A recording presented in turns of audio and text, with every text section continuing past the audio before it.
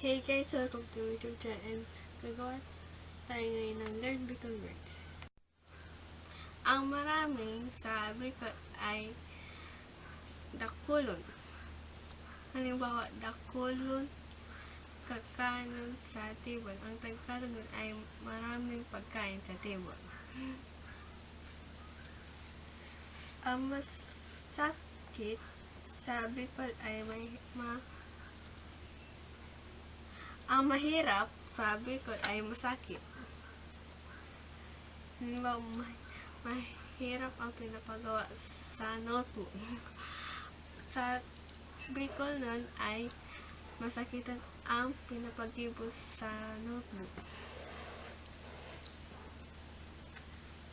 Ang kuanon sa Bicol ay kuni. Halimbawa, kuanon muna ang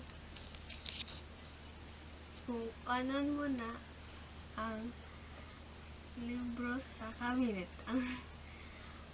Ang Bicol nun, ang Tagalog nun ay kunin mo na ang libro sa cabinet. Ang magsulat sa Bicol ay magsurat.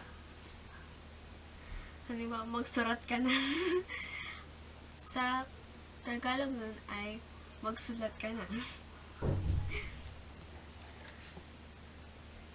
Ang mag-aral sa Bicol ay mag-aral. Ang mag-aral sa Bicol ay mag-aral.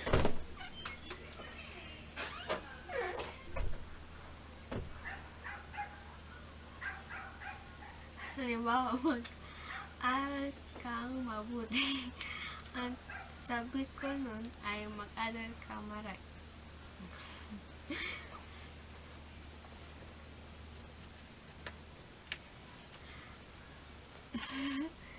Ang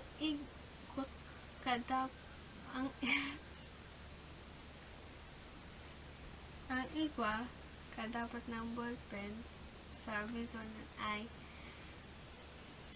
ang meron ka dapat ng ballpen ay igwa kang dapat ng ballpen.